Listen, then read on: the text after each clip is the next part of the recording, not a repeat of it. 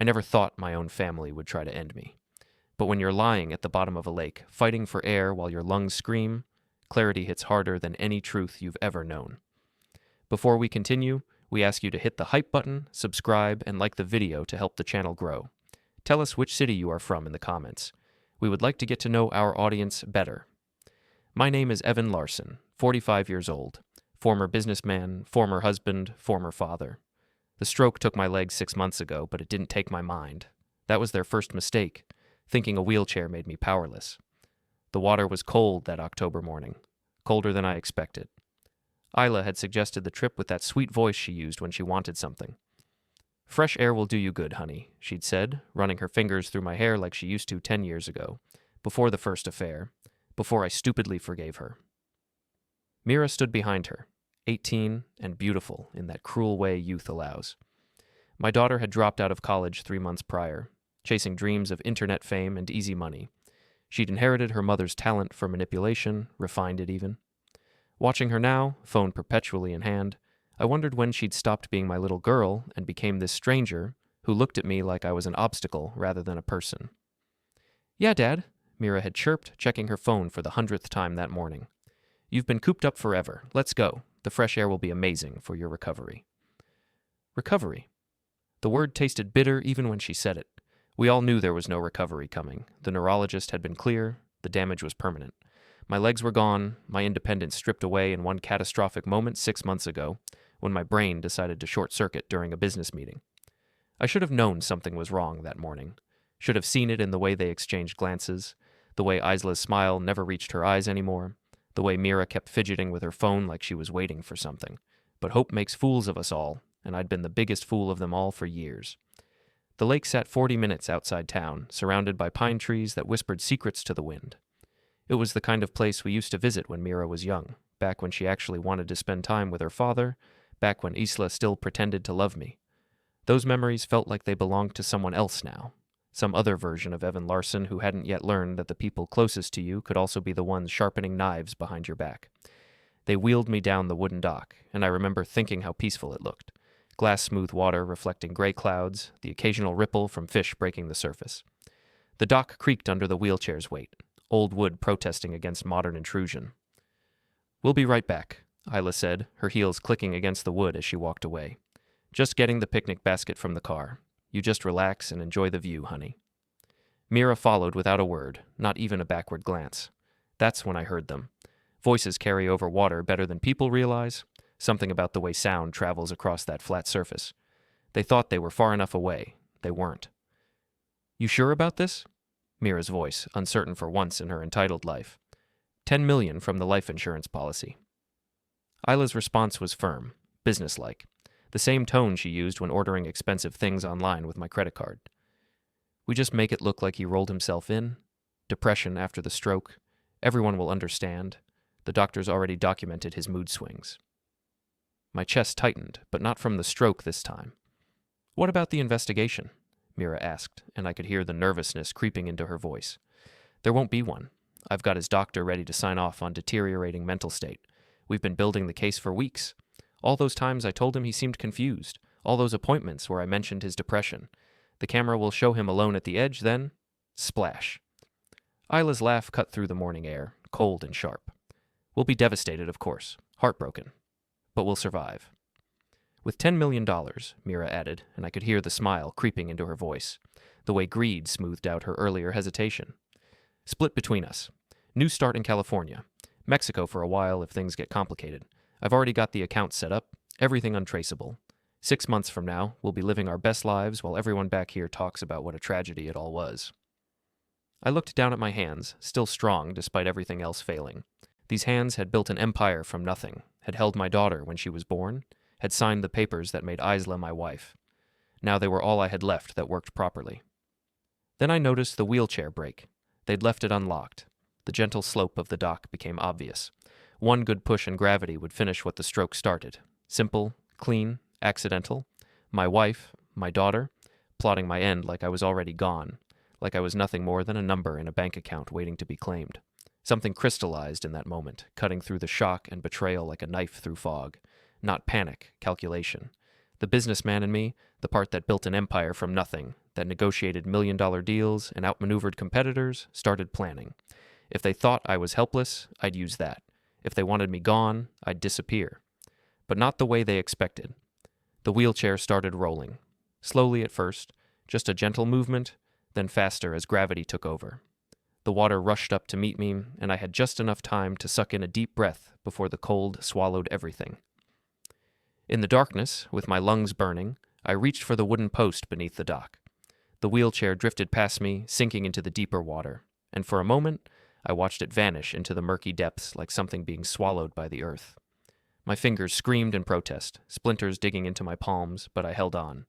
10 years of lifting, building, working with my hands, my upper body remembered even if my legs had forgotten how to function. Above, I heard them return, their footsteps quick and purposeful. "Dad?" Mira's voice, false concern dripping like poison. "Dad. Oh my God, where is he?" "Oh no," Isla wailed, and the performance was Oscar-worthy. "Evan, someone help. Please, someone help us." I stayed under, counting seconds in my head. 30. 60. My lungs felt like they were being crushed in a vice. Every cell in my body screaming for oxygen, but rage is a powerful anesthetic. I'd learned that in business. Sometimes you have to endure pain to win.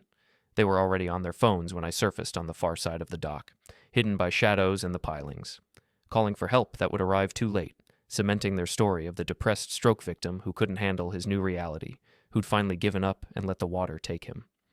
"Yes, please hurry," Isla was saying, her voice breaking in all the right places. "My husband, he's in a wheelchair? He was right here and now he's gone. The water, I think he went into the water. Please, you have to help him." I dragged myself onto the bank, collapsing in the mud and pine needles. Every muscle trembled, my arms shaking from the effort. My legs hung limp, a lifeless burden that I had to drag along. But I was alive, and I was furious. The camera. They'd mentioned a camera. I found it 20 feet from the dock, wedged into a tree fork, pointing at the water. Small, expensive, Wi-Fi enabled. The kind that streams directly to a phone, the kind that keeps everything in cloud storage, the kind that had captured everything, their conversation, their plan, their performance, the kind that would be their downfall. My smile probably looked insane, covered in mud and lake water, shivering in the October cold, but I didn't care. They'd been so careful, so clever, planning this for weeks or maybe months, and they'd handed me the evidence I needed on a silver platter. It took an hour to crawl to the road, dragging my useless legs behind me through underbrush and over roots.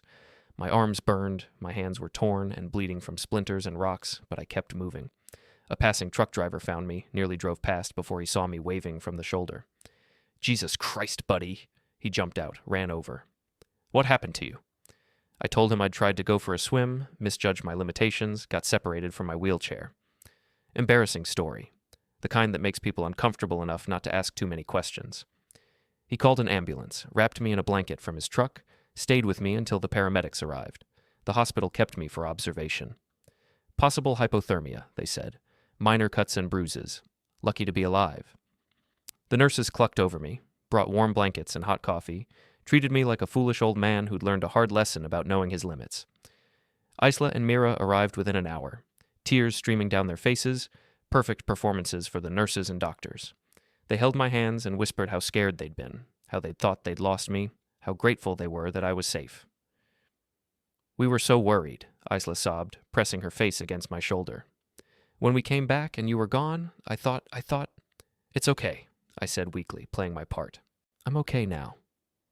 Mira stood at the foot of the bed, tears running down her face, and for just a moment I saw something flicker in her eyes.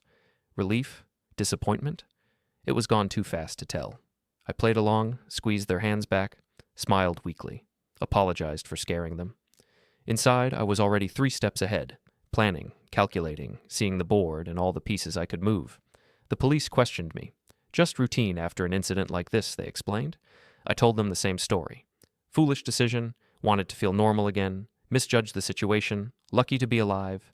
They seemed satisfied, made notes, told me to be more careful in the future. Isla had coached me well over the years on how to lie to authority figures, how to present the story you wanted them to believe. Another skill I'd put to better use now. When we finally returned home 2 days later, my wife made my favorite dinner. Pot roast with vegetables, mashed potatoes, apple pie for dessert. The house smelled like comfort and home, like the early days of our marriage when things were still good between us. before I discovered the first affair, before I became just a bank account to her. Mira stayed off her phone for a whole hour, actually talking to me about nothing important. Her latest attempts at growing her social media following, some drama between influencers I'd never heard of, a brand deal she was trying to secure. Surface-level conversation, but more attention than she'd given me in months. They were celebrating, I realized. They thought they'd gotten away with it, that I was too broken and traumatized to have noticed anything suspicious. They thought they'd dodged a bullet, that they'd have to try again later. They had no idea I'd heard everything, that I'd retrieved their camera, that I held their entire plot in my hands. That night, lying in my ground-floor bedroom, another concession to my disability, converting the old study into a bedroom because I couldn't manage stairs anymore, I retrieved the camera's data using the Wi-Fi password Mira had carelessly shared months ago.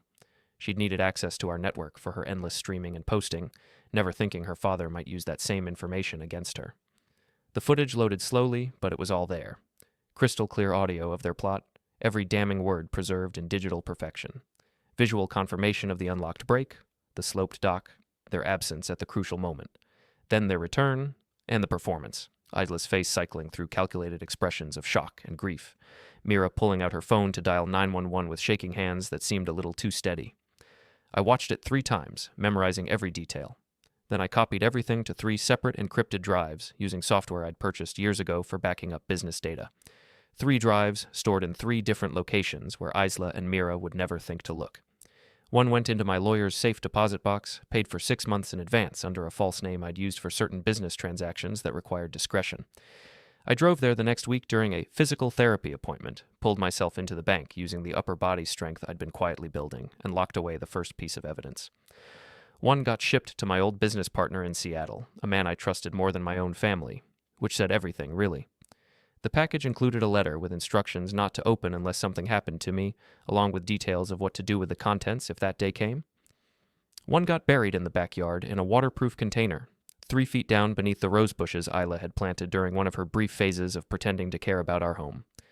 I did it late at night while they slept, dragging myself across the grass, digging with a small shovel, my arms screaming in protest. Insurance. The same thing they'd tried to use against me now turned into my shield. Over the next 2 weeks, I played the helpless invalid perfectly. I let Isla manage my medications, watched her carefully measure each dose, wondering if she'd be bold enough to increase anything, to try a different approach. She wasn't, not yet. Too risky with me having just survived one accident. People would ask questions if something else happened too soon. Mira went back to her influencer life with renewed enthusiasm, posting photos of green smoothies and sunset meditations, preaching gratitude and family values to her 70,000 followers.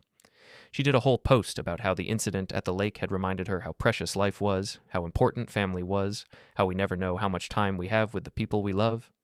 The comments overflowed with heart emojis and messages of support. The irony was almost beautiful. I spent my days in physical therapy, pushing harder than the therapists recommended. My legs weren't coming back. The neurologist had been clear about that, and I'd accepted it months ago, but my core, my arms, my endurance, those I could improve, those I would need. At night, I worked. The computer became my weapon, the internet my battlefield. Years of running a business had taught me things about finance, about digital trails, about the way money moves through the world. Now I put that knowledge to use in ways I'd never imagined. First, I traced their financial footprints with the thoroughness of an auditor looking for fraud. Isla had been careful, but not careful enough. She didn't understand that I'd built the systems she was trying to exploit, that I knew every corner where money could hide. The separate life insurance policy she'd taken out in my name 3 months before the stroke jumped out immediately. $5 million, separate from our original $10 million policy, with her as the sole beneficiary. She'd forged my signature. I had the original documents from the insurance company, and the handwriting was close but not perfect. Little differences in the loop of the L in Larson, in the pressure of the pen strokes. Enough to prove forgery if anyone looked closely, and I was going to make sure someone looked very closely indeed. Mira's accounts were easier to dissect than I expected. She lived online, documented everything, created a digital paper trail that would make any investigator's job simple. Her spending habits revealed everything: the designer bags purchased monthly, the first-class flights to influencer events in Miami and Los Angeles, the luxury hotels charged to credit cards I paid off every month without question. Every sponsored post that didn't quite meet FTC disclosure requirements, every gift from brands that should have been reported as income, every penny of the allowance I gave her that she treated like earned income on her tax returns. She'd been sloppy, confident that her charm and youth would protect her from consequences. That confidence would be her downfall. I started building files, detailed spreadsheets tracking every transaction, every forged signature, every lie told to insurance companies and government agencies, screenshots of social media posts with timestamps, showing the disconnect between the grateful daughter she played online and the calculating woman who'd agreed to let me drown. Evidence, a case so airtight that when the time came, they'd have nowhere to run, no story they could tell that would explain away the facts I was accumulating. But evidence wasn't enough for me. It wasn't about justice, not the legal kind anyway. I wanted them to feel what I'd felt in that moment at the lake when I realized the two people I loved most in the world wanted me gone. The betrayal, the helplessness, the slow, creeping realization that everything they'd built was crumbling beneath their feet. The game had rules, and I was going to play it better than they ever could. 3 weeks after the lake, Isla made dinner reservations at her favorite restaurant, Chez Louis, the overpriced French place downtown where the wine cost more than most people's car payments and the portions were laughably small. The place where we'd celebrated our 10th anniversary, before she'd ruined it with the first affair, the one I'd forgiven like the fool I was. I'd caught her with a personal trainer, of all the cliches. Came home early from a business trip and found them in our bedroom. She'd cried, begged forgiveness, sworn it meant nothing, promised it would never happen again, and I'd believed her because I loved her, because we had a daughter, because I thought marriages were supposed to weather storms. Looking back now, I understood that the crying had been for getting caught, not for hurting me. "We need to talk," she said over breakfast that morning, her voice gentle and measured. "About your recovery, about the future, about what's realistic for us as a family." Translation: about the money and how quickly she could access it. I agreed to go. Wore my best shirt, the blue one she'd always said brought out my eyes back when she still bothered with compliments. Let her wheel me to the car, help me transfer into the passenger seat with practiced efficiency. The perfect, grateful husband, dependent and docile. At the restaurant, over wine she drank and food I barely touched, she laid it out with the precision of a business presentation. She'd clearly rehearsed this speech, probably practiced it in the mirror while I was at physical therapy. "The medical bills are piling up," she said, reaching across the table to hold my hand. Her skin was soft, her nails perfectly manicured, all paid for with my money. "The business has been struggling without you running things day to day. Your partner is doing his best, but it's not the same. We might need to make some difficult decisions." "What kind of decisions?" "Selling the house. Downsizing to something more manageable, more wheelchair accessible, maybe a nice condo, something modern." She paused, took a sip of wine. "And maybe it's time to think about a care facility for you, somewhere with full-time staff, proper equipment, people trained to handle your specific needs." "You want to put me in a home?" "I want what's best for you, Evan." Her eyes were so sincere I almost believed her. Almost. If I hadn't heard her planning my demise 3 weeks ago, I might have fallen for it.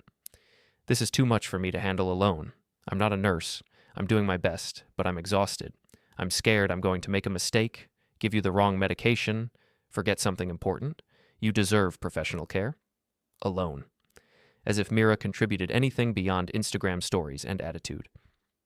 "How much would we save?" I asked, playing the concerned husband worried about finances. She had numbers ready. Monthly costs of care facilities versus in-home care, projected expenses over 5 years, the value of our home in the current market. She'd done her research thoroughly. In her mind, I was already gone. Just a matter of making it official, of moving me somewhere out of sight where she could live her life unencumbered. "With the equity from the house and the savings, we'd be secure for years," she concluded. "And you'd get the care you need. Win-win." "I'll think about it," I said, letting my voice shake slightly, letting her see what she wanted to see, a broken man accepting his fate. Relief washed over her face like sunrise. She probably thought I was giving up, accepting that my life as I'd known it was over, that I'd become a burden to be managed rather than a husband to be loved. I was doing the opposite. That night, while Isla slept peacefully beside me, we still shared a bed, though intimacy had disappeared months before the stroke, I made my first move. Small, untraceable, the kind of transaction that wouldn't raise immediate flags.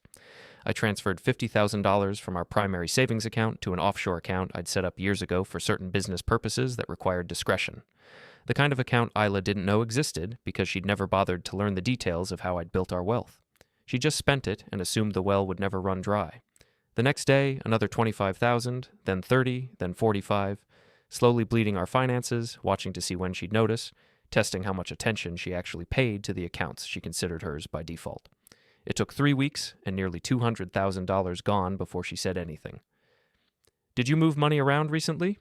she asked at breakfast one morning, trying to sound casual while checking her phone. "I was looking at the savings account, and the balance seems lower than I expected." "For medical expenses," I lied smoothly, using the excuse she'd handed me herself. "The insurance doesn't cover everything. The experimental treatments I've been researching, the specialized equipment, the consultations with doctors outside our network, it adds up fast." She accepted that explanation without question. Why wouldn't she? In her mind, I was too broken to be devious, too defeated to be dangerous. I was just a sick man grasping at straws, spending money on false hope because I couldn't accept my new reality. Her mistake. While the money disappeared into accounts she couldn't access, I worked on Mira's empire with the patience of a spider building a web. Anonymous tips to the FTC about undisclosed sponsored content, carefully worded to sound like concerned citizens rather than targeted attacks. Fake accounts questioning her authenticity, her privilege, the disconnect between her preaching gratitude while living off her father's money. I studied social media algorithms the way I used to study market trends, learning what made content go viral, what made the mob turn on someone. Then I carefully orchestrated drama that made her look shallow, fake, privileged, everything her followers claimed to hate. Her follower count started dropping. Slowly at first, just a trickle, then faster as the algorithms picked up on the negative engagement, as brands noticed the changing sentiment, as other influencers distanced themselves from someone who'd become toxic to associate with. Brand deals disappeared. Companies stopped sending free products. Invitations to exclusive events dried up. The comments on her posts turned vicious. Accusations of being fake, of using her father's money, of not deserving her platform. She blamed algorithms, haters, bad luck, other influencers spreading rumors out of jealousy. Never suspected her wheelchair-bound father was orchestrating her downfall from his ground-floor bedroom, moving pieces on a board she didn't even know existed. By week 6 after the lake incident, Isla noticed more missing money. The questions came faster, sharper, with a hint of panic she couldn't mask behind her calm facade. "Evan, we need to talk about the finances," she said one evening, cornering me after dinner. Her voice was tight with barely controlled anger. "There's almost $300,000 missing. Where's it going?" I looked up from my laptop, feigning confusion. "Missing? What do you mean?" "The savings account had $800,000. Now it's $500. The investment account is down $50. Money is disappearing, Evan, and I need to know where it's going." I blame medical treatments and medications not covered by insurance. I showed her fake invoices with forged signatures, skills I'd picked up watching her forge mine. "Dr. Harrison in Boston," I said, showing an invoice. "Experimental stem cell therapy. It's expensive, but there's a chance." "A chance of what?" she interrupted. "The neurologist said the damage is permanent." "He said probably permanent. This treatment has shown promise in trials." "Trials that cost $50,000 a session?" She grabbed my laptop and scrolled through the invoices. "Evan, this is insane. We can't afford this. We have the money. We had the money. At this rate, there'll be nothing left by summer." I let my face crumple, letting tears gather. "I'm trying to get better. Don't you want your husband back?" The question hung in the air, loaded with implications. Did she want me to recover, or was she waiting for me to fail so she could claim the insurance money? Guilt flickered across her face, the performative kind. "Of course I do. But we need to be realistic. The doctors have been clear. Throwing money at treatments probably won't help. So I should just give up? We need to be smart. Preserve what we have for the future." She sat on the bed, took my hand. "Bankrupting us won't bring your legs back. These treatments could work, or they could be scams. Have you verified these doctors?" Of course I had. I'd created their credentials myself, but I couldn't tell her that. "Dr. Harrison came highly recommended," I lied. "The clinic has great reviews." "Reviews can be faked, Evan. This could be a con, and you're too desperate to see it." The irony was rich. She was running the ultimate con, planning my demise for insurance money while accusing me of being conned by fake doctors. "I'll be more careful," I said, letting defeat creep into my voice. "Maybe you're right." Relief washed over her. "I just want what's best for us. We need to be smart."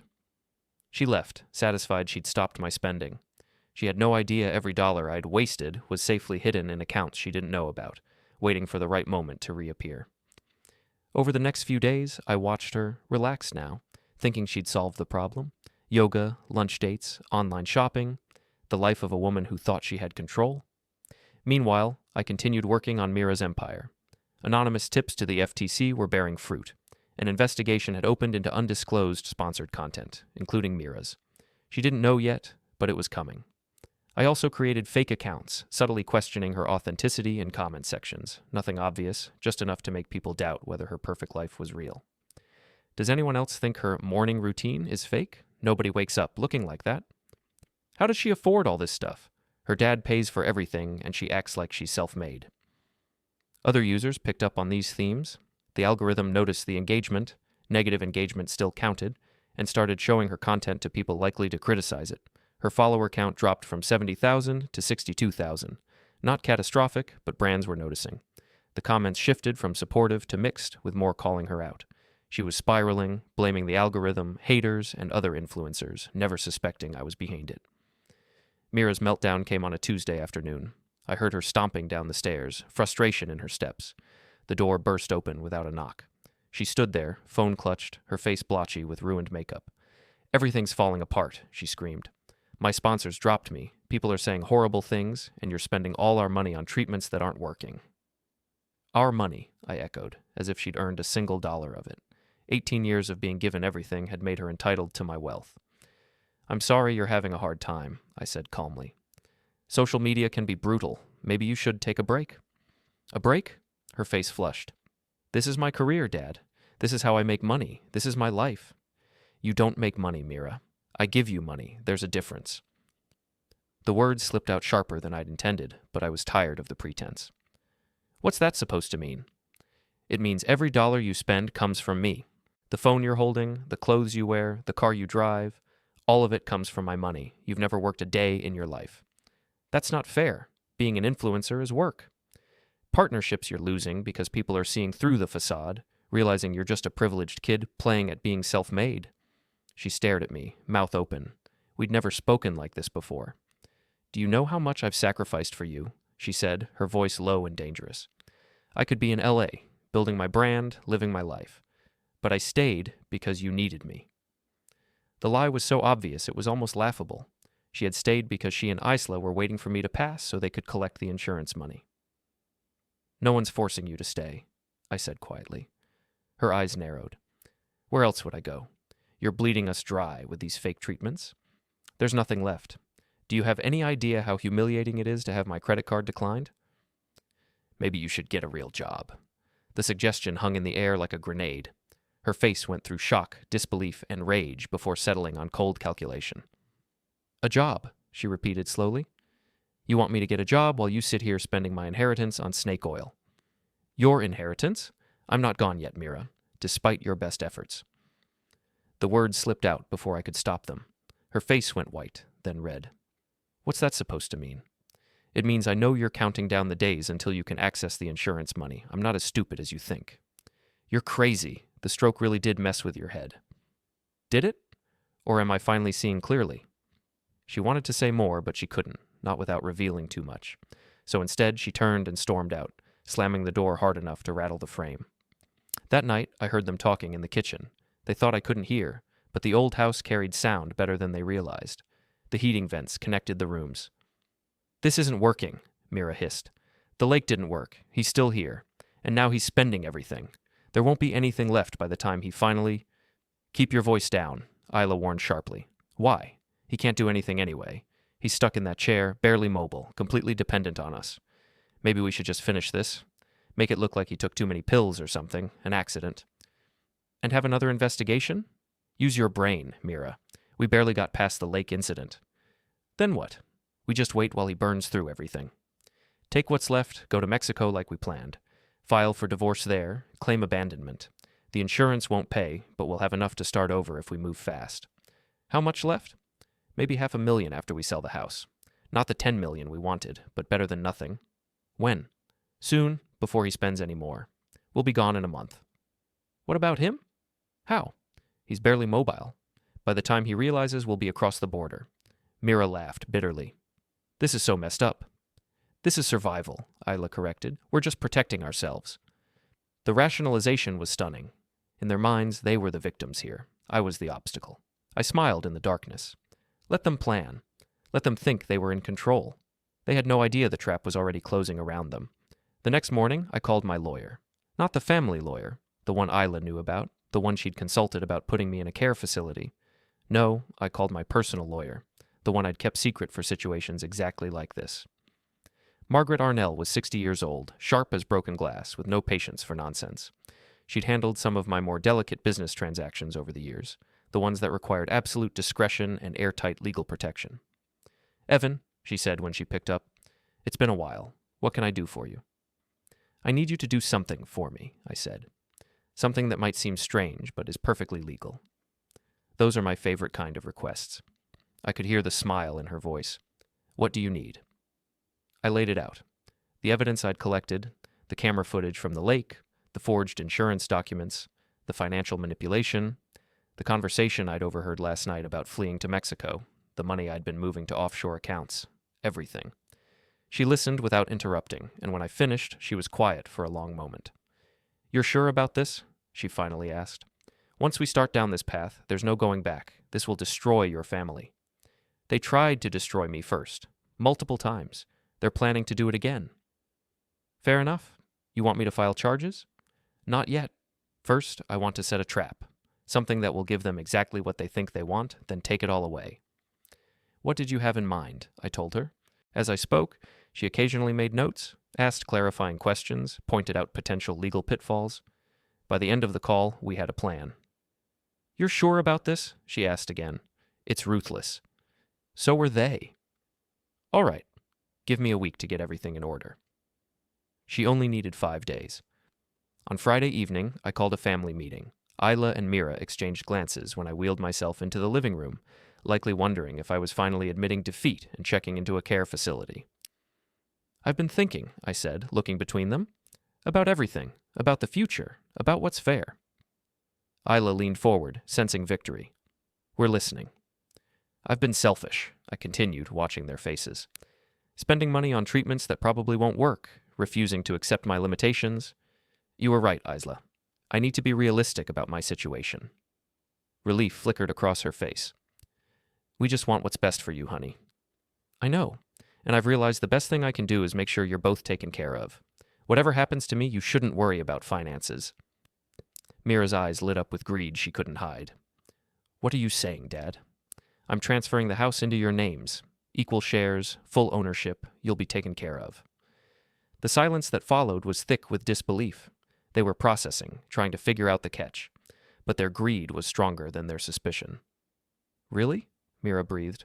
"Really, Margaret is drawing up the papers. We'll sign next week." "Oh, Evan."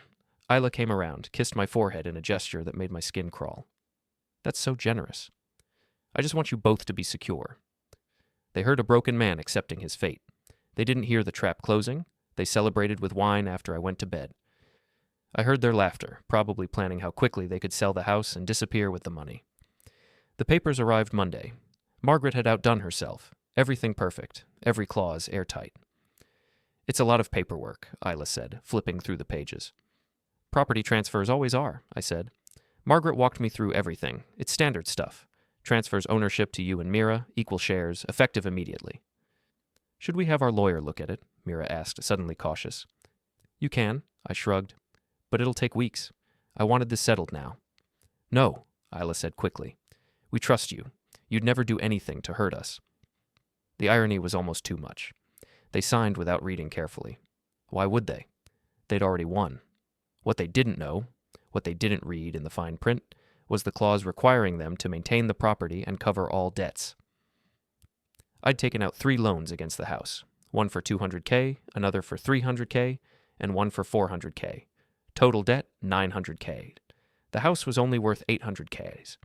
The loans were structured with payment schedules starting in 60 days, long enough for the transfer to go through before they realized they'd inherited a liability. I watched them sign with flourishes, saw them hug, looked at me with false gratitude and real greed. "Thank you, Daddy," Mira said. For just a moment, she sounded like the little girl she once was. "You're welcome," I said, and meant it.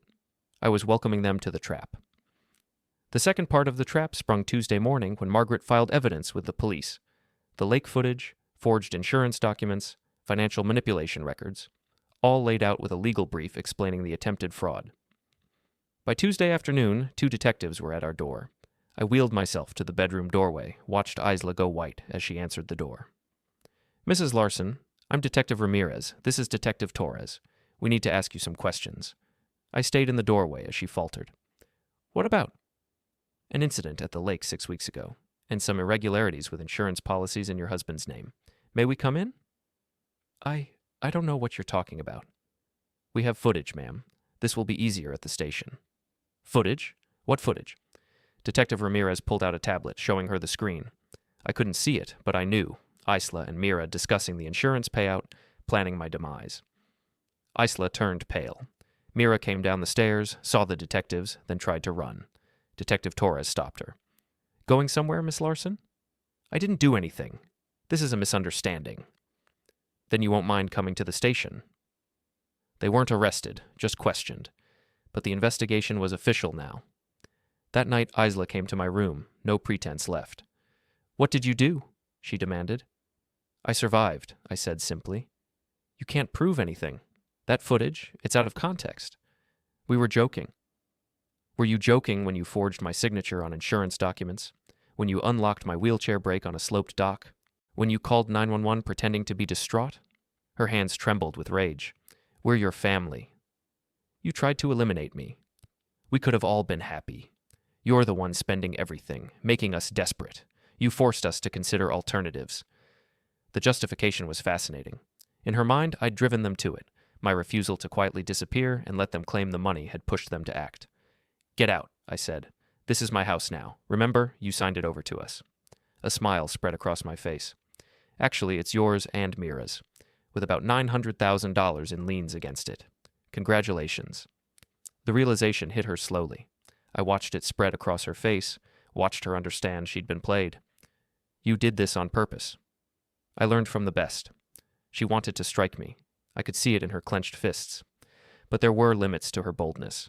Striking a disabled man while under investigation for trying to eliminate him would be stupid. "We'll fight this," she promised. "I will tell them you're crazy, that the stroke messed with your brain." My neurologist will testify otherwise. So will my therapist. I've been documenting my mental clarity. Margaret made sure of that. "Your lawyer? She's been helping you with this?" "Someone had to. My family was too busy plotting against me." She left without another word, slamming the door so hard the frame shook. The next week was chaos. The investigation expanded, uncovering everything they'd tried to hide. More evidence surfaced. Phone records showing Isla researching how to stage accidents, text messages between her and Mira about the insurance payout, financial records proving the forged signatures on multiple documents. The police discovered 2 life insurance policies in my name without my knowledge, $5 million and $3 million, both with her as the sole beneficiary.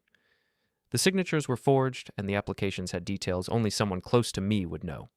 They found the camera Isla planted at the lake, still in the tree where I'd left it. Her fingerprints were all over it. They found emails to Mira discussing the plan and what we'll do with the money. Nothing explicitly incriminating, but damning in context. Their lawyer tried to mount a defense, but there wasn't much to work with. The camera footage alone was damning. Clear audio of them discussing the insurance money, the staged accident, the aftermath. Combined with the forged documents, it painted a picture no amount of spin could blur. I stayed out of it, played the victim perfectly. Gave a statement about how betrayed I felt, how I'd trusted them completely, how the woman I loved and the daughter I raised had turned into strangers. The prosecutors ate it up. The heartbroken husband, the betrayed father, the disabled man who'd nearly been eliminated by his own family. The media caught onto the story. First local news, then regional, and eventually national. It had all the ingredients of a gripping tale: greed, betrayal, attempted harm, and a victim people could sympathize with. My face appeared on the news, in newspapers, and was trending on social media. Mira's remaining followers abandoned her. Brands that hadn't already dropped her rushed to distance themselves. Her social media accounts became toxic, comments full of disgust and anger. The foundation I'd quietly been working on for stroke survivors suddenly had a public face. Donations poured in, and survivors reached out. What I'd intended as a private project became something larger. But the best part was watching the trap close. Mira cracked first. After 2 weeks of interrogation, her lawyer explained how much trouble she was in, and she made a deal. She would testify against Isla in exchange for a reduced sentence. She'd provide details about the planning, the conversations, the moment her mother first suggested getting rid of me. She would expose every part of the conspiracy for leniency. The alliance shattered. Mother and daughter turned on each other. each trying to minimize their role by emphasizing the others. Isla was furious. I watched the news of her being led from the courthouse after hearing about Mira's cooperation. Her face twisted with rage. "She's lying," Isla shouted at the cameras. "My daughter is lying to save herself. I never wanted to hurt anyone." But the evidence said otherwise. The jury would hear Mira's testimony, see the footage, examine the forged documents. They would see a pattern of manipulation and greed. While they scrambled with their legal problems, I activated the final phase of my revenge.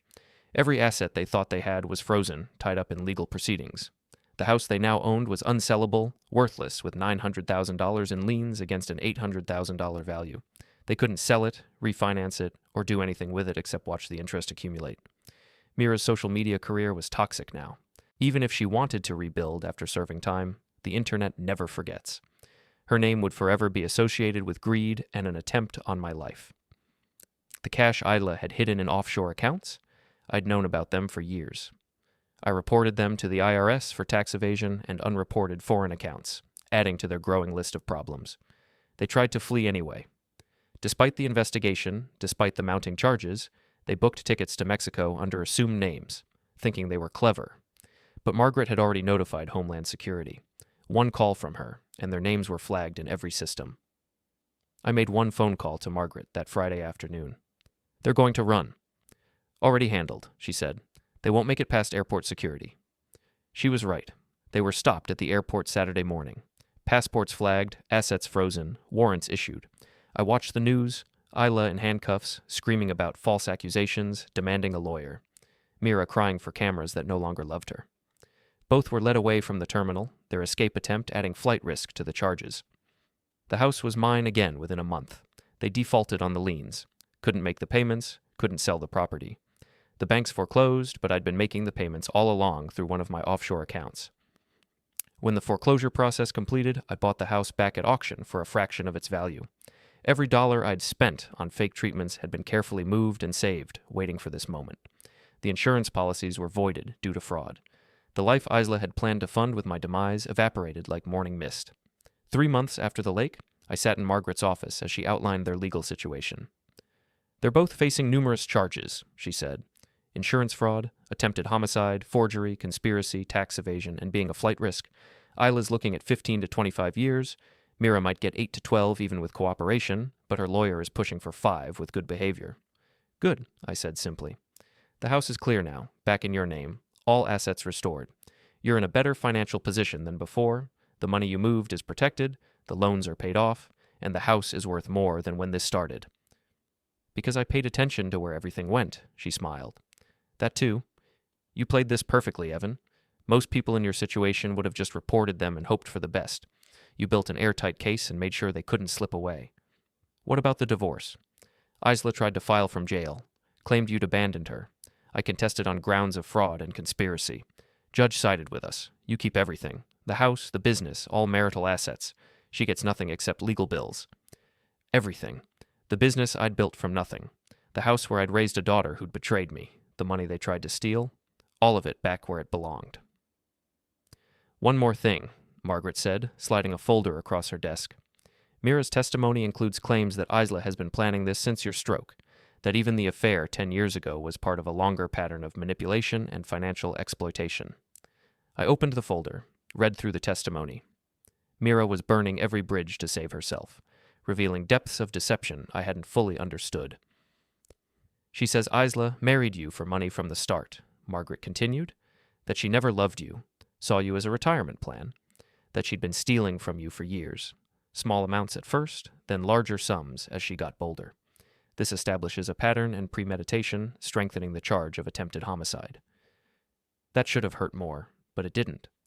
Somewhere between the lake and now, I'd moved past hurt into something colder. "Is this admissible in court?" "Very. It shows this wasn't a desperate act, but a calculated plan years in the making. The prosecution loves it." "Then use it, all of it." She nodded, closed the folder. "In 23 years of practice, I've never seen anyone methodically dismantle their enemies like this. Most people want quick revenge. You built something that'll follow them for decades." "They weren't my enemies," I said quietly. "They were my family. That made it worse. That made it unforgivable." "Past tense?" "Very past tense. The people I thought they were never existed. What's left are just strangers who happen to share my DNA. I left her office feeling lighter. The wheelchair didn't seem as heavy, the limitations less limiting. I'd taken the worst thing that had ever happened to me, my family trying to end my life, and turned it into their complete destruction. They tried to eliminate a helpless man in a wheelchair. They forgot that the wheelchair had nothing to do with my mind, my will, or my capacity for revenge. That was their fatal mistake. A year after the trial, I started dating again. Carefully, cautiously, learning to trust in small increments. Met Catherine at a charity event for the foundation. She was a physical therapist, understood disability in ways most people didn't, saw past the wheelchair to the person inside. She knew my story. Everyone did after the trial made national news. But she didn't treat me like a victim or a hero, just a person trying to move forward. We took it slow. Dinners, conversations, building something real on a foundation of honesty instead of deception. "Do you regret it?" she asked one evening over wine. "The revenge, I mean." Some people would have just walked away. "They tried to end my life," I said. "Not just physically. They wanted to erase me, take everything I'd built, and live off it without guilt. Walking away would have meant they won. And now? Now they're paying for what they did. That's not revenge, it's justice." She considered that, then nodded. "I can understand that." That was the difference.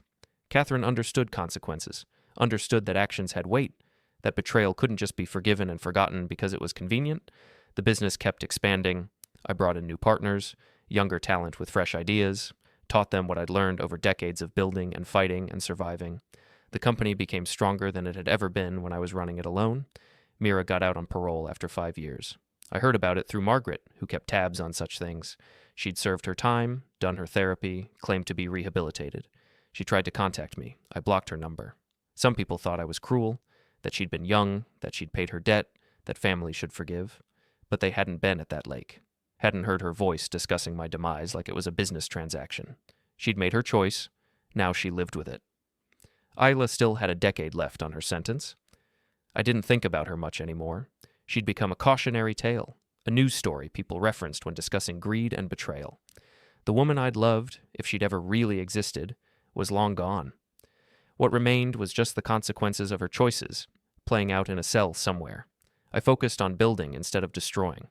The foundation helped hundreds of stroke survivors rebuild their lives. Catherine and I bought a house together, adapted it to my needs, made it a home instead of just a space. Life moved forward. 3 years after the trial, I got a call from the prison. Isla wanted to see me, said she had something important to tell me, something I needed to hear. I almost said no, almost told them I had nothing to say to her. That chapter was closed, but curiosity won out. I wanted to see what she'd become, what 3 years behind bars had done to the woman who'd tried to have me eliminated. The prison was 2 hours away. Catherine offered to drive, but I went alone. This was something I needed to do myself. They brought Isla to the visiting room in standard prison clothes, her hair shorter, her face harder. The polish she'd always maintained was gone, stripped away by years of harsh reality. She sat across from me, separated by a table and a gulf of betrayal that could never be bridged. "Thank you for coming," she said. Her voice was quieter than I remembered, lacking the confidence that had always defined her. "What do you want, Isla?" I wanted to apologize. I laughed. Couldn't help it. Now, after 3 years? I've had time to think, to really understand what I did. She looked at her hands. "I was terrible to you, greedy, selfish. I took everything you gave me and wanted more. You tried to end me. I know." She looked up, and I saw something in her eyes I'd never seen before. Genuine shame. "I convinced myself you were the problem, that you were holding me back, that I deserved better. But the truth is, I never deserved you at all." I studied her face, looking for the manipulation, the angle. But she just looked tired, defeated. "Why now?" I asked. "Why tell me this?" "Because I'll be in here for another 12 years, and I needed you to know that I understand what I did, that I'm sorry, not because I think it changes anything, but because you deserve to hear it." We sat in silence for a long moment. "I forgave you once," I finally said. "After the affair.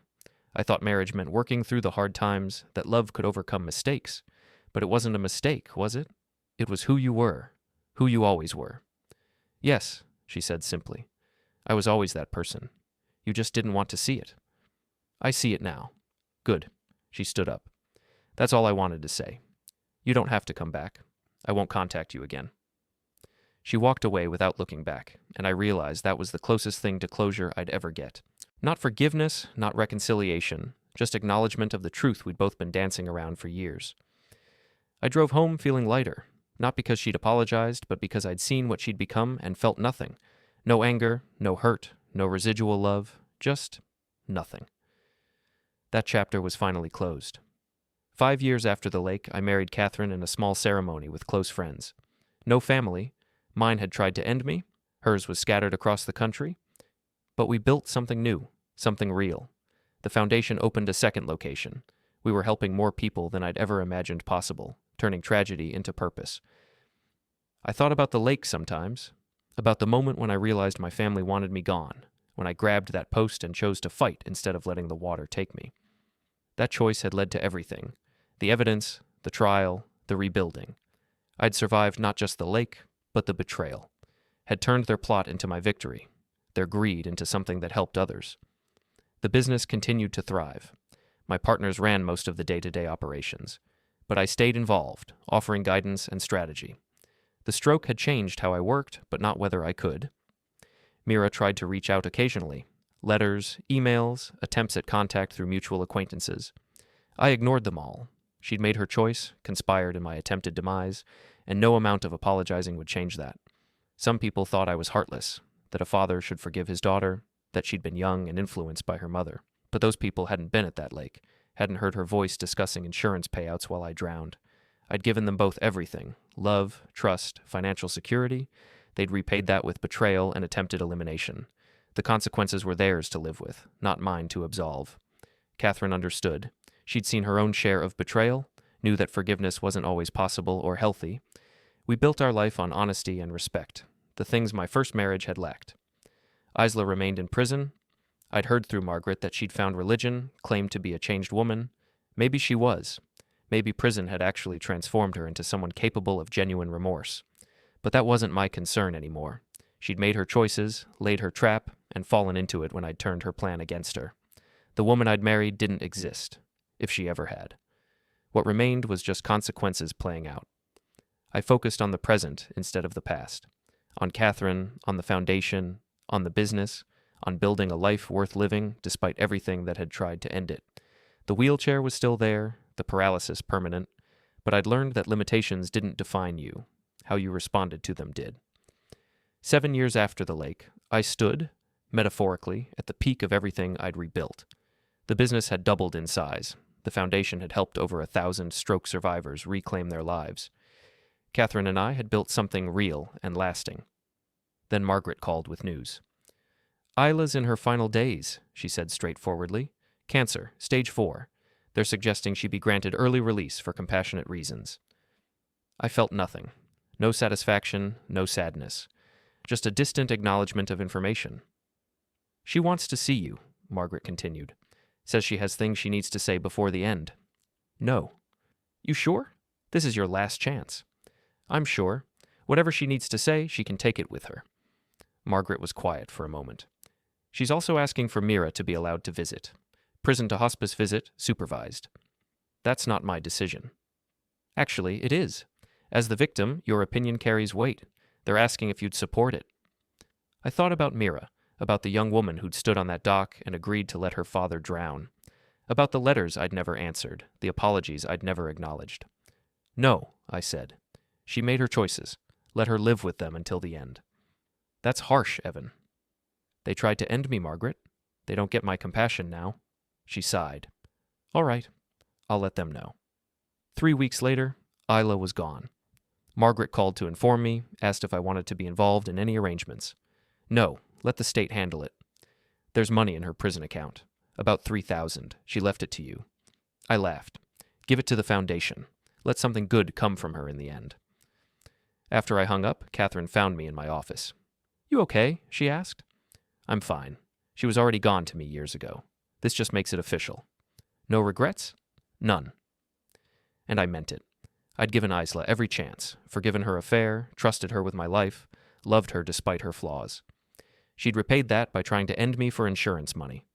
The woman who passed in that hospice wasn't my wife. She was a stranger wearing my wife's face, someone who had taken everything I gave and tried to take even more. I felt no obligation to mourn her. Mira got out 2 years later, having served her full sentence. She tried one last time to reach me, showing up at my office unannounced. Security stopped her at the door. I watched on the monitor as she pleaded with them, insisting she just needed 5 minutes, that she'd changed, that she needed her father. I picked up the phone to security. Tell her no, and if she comes back, call the police for trespassing. Catherine watched the monitor with me as Mira broke down, crying in the lobby before security escorted her out. That's your daughter, Catherine said quietly. That's a woman who tried to take my life, I corrected. My daughter passed at that lake 7 years ago. I turned away from the monitor and went back to work. The foundation was opening a third location. We had survivors to help, lives to rebuild, my own included. The past was done. Isla was gone. Mira was someone else's problem now. The money they'd tried to steal had funded something good. The life they'd tried to end had become something better than before. I'd won, completely and absolutely, and that was enough.